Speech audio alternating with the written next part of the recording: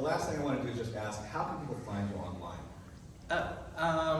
I left Twitter/X a while ago, so I'm on Instagram at the David Henry Hwang, and also I'm trying out Threads at the David Henry Hwang, and I have a website, davidhenryhwang.com. All right, follow him. Thank you, guys. All right, that is it for the podcast. I'm going to stop the recording. Well, leave the recording going. And now let's open it up for questions from the audience. If anybody wants to ask David anything while we have him in the room, right here, Tree. Hi, I'm Tree. So I saw Yellowface 2 Fridays ago. Yeah, congrats.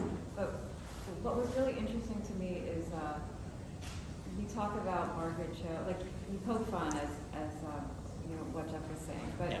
you're also doing TV. I was wondering the changes you've seen from then to now about how you're operating as a showrunner and as Yeah, thanks. Just for the record, okay, the show makes it sound like I worked on the Margaret Cho show, but I did not. That's not actually true. I just lifted that bit with Margaret's permission from her stand-up and then pretended like I was the character she was talking about. But really for television, I mean, I worked for 4 years on a TV show called The Affair on Showtime, and I learned so much. And it was created and showrun by my friend and former mentee, Sarah Treem.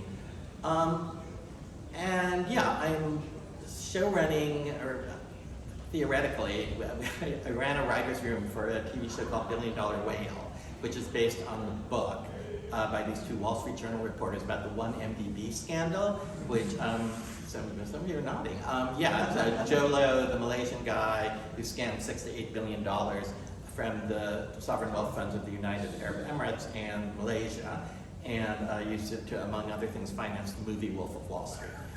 So we're at a pretty, you know, we've got season 1 figured out. We've got our first 5 episodes written, and like a lot of shows, we're just kind of waiting for the money to actually go make it.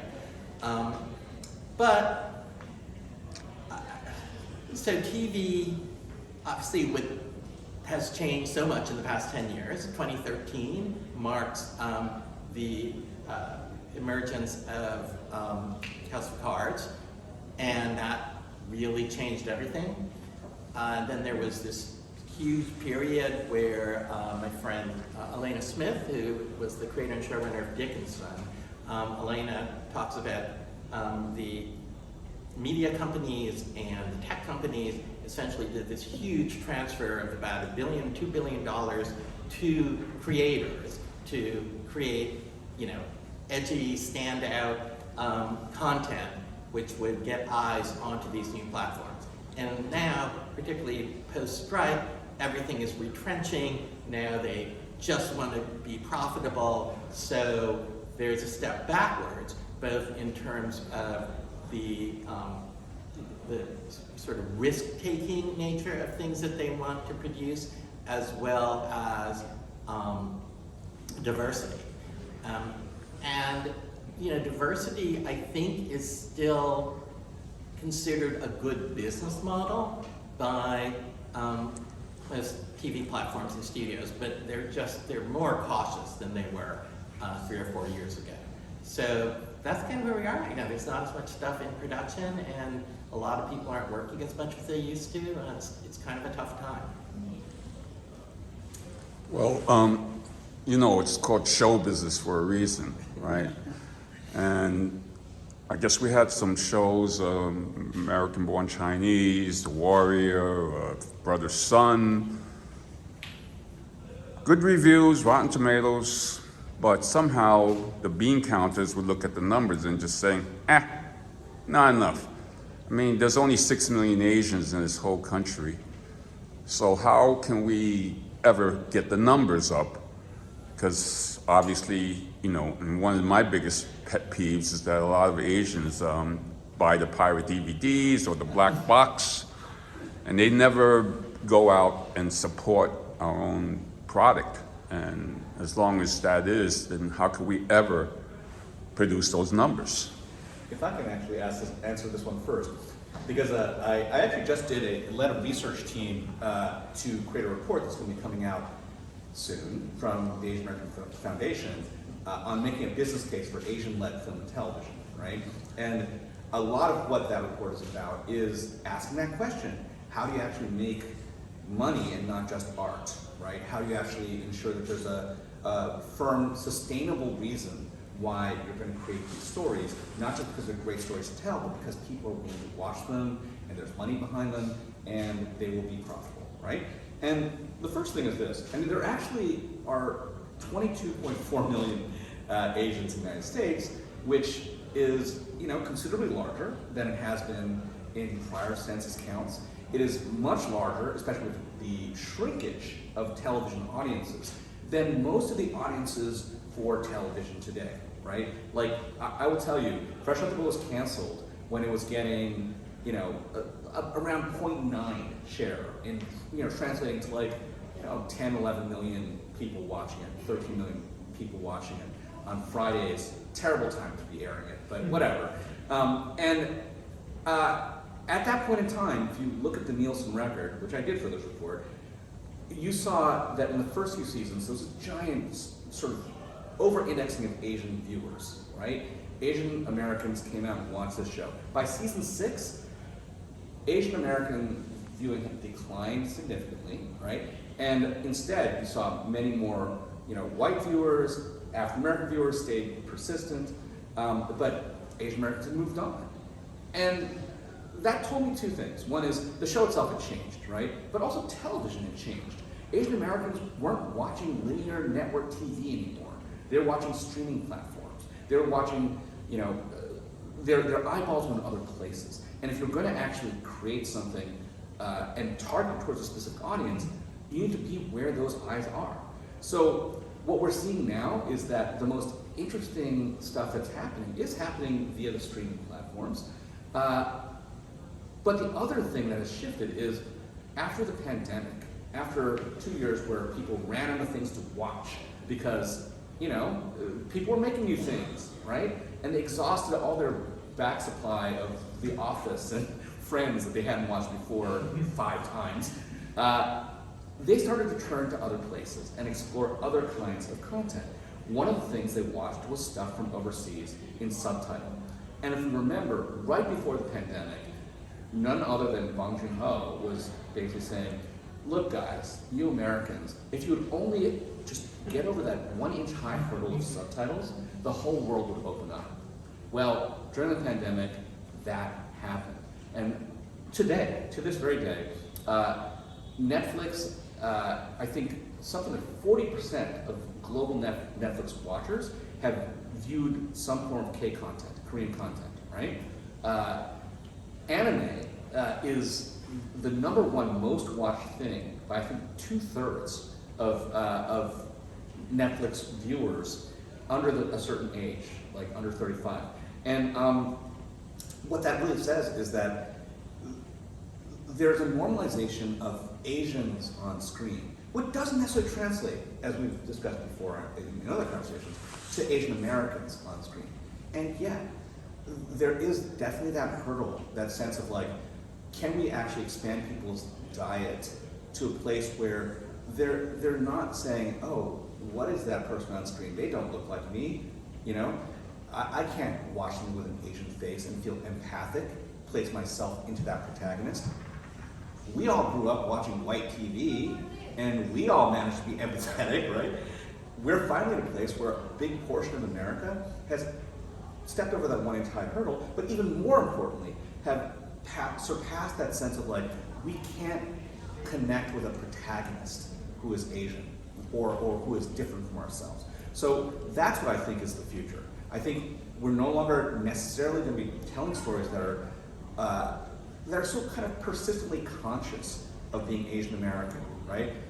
Instead, that sense of Asian Americanness will be normalized, hopefully, to a place where we can tell any story, and it will have an Asian American protagonist without us having to actually wear a T-shirt saying, I am Asian American.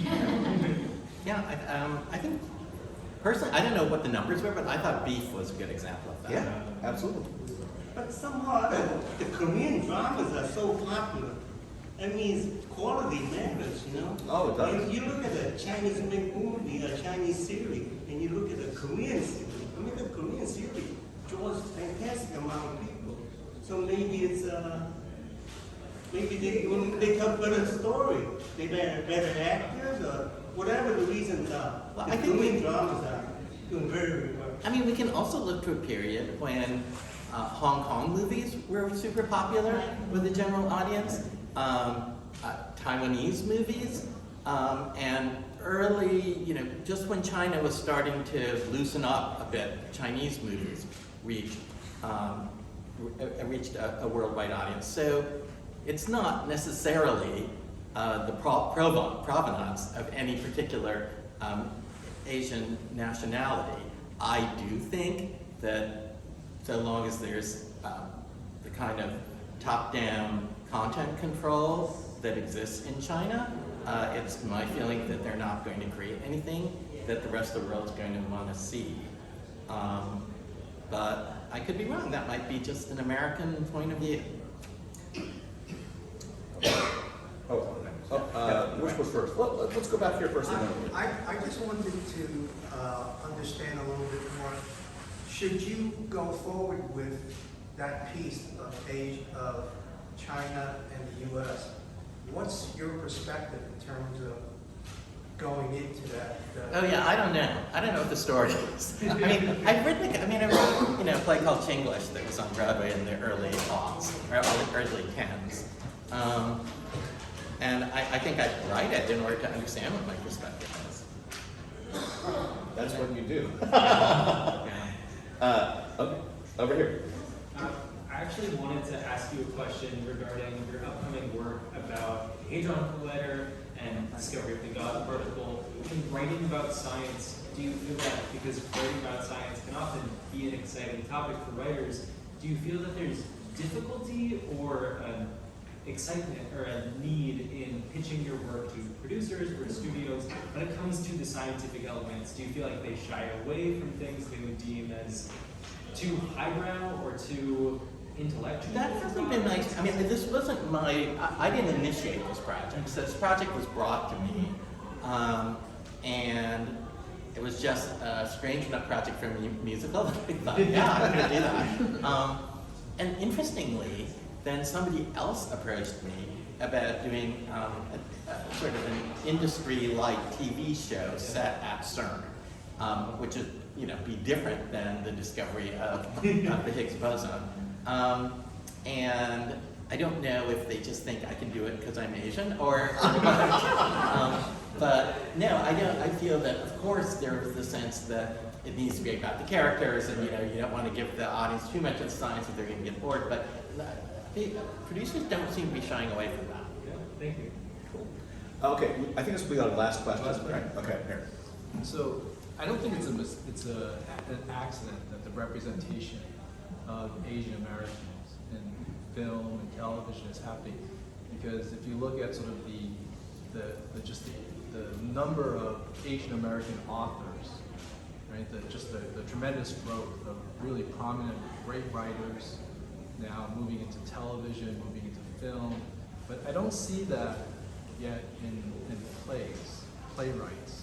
Is there something different about that? Like, who's going to be the next David Henry Hwang? Like, where is that coming from? 'Cause I love going to the theater. I mean, and I don't think until we have that, you're not going to have that representation, because they're not ready for it from their own experience. Yeah, I would take issue with that, because I think that there's a big wave of younger Asian American playwrights. And when we say younger at this point than me, we're talking about 2 generations at least, or 3 Asian American playwrights. So, whether it's at theaters like Mayi or NOCA or at places like the Public or the Atlantic, or there are a lot of Asian American playwrights that are doing amazing work. So I wouldn't worry about that so much. The question is, why are so few of those works getting to Broadway? That's what they're. And that, I think, can start to change as we have more, bankable stars. for the same reason that Yellowface can be on Broadway. But I feel that theater, well, the Broadway theater in particular, has been slower to change than film and television.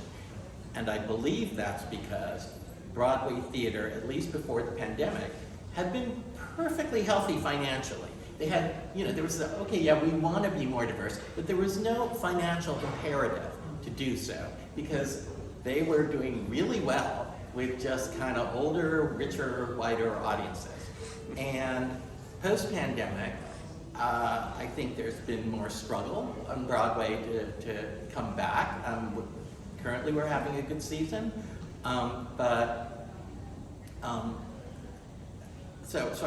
so therefore, I'm hoping that there's more imperative, economic imperative, to change, and that could open things up the way that I think it has in film and television. They don't call it the Great White Way for nothing. So true. All right. Thank you guys so much.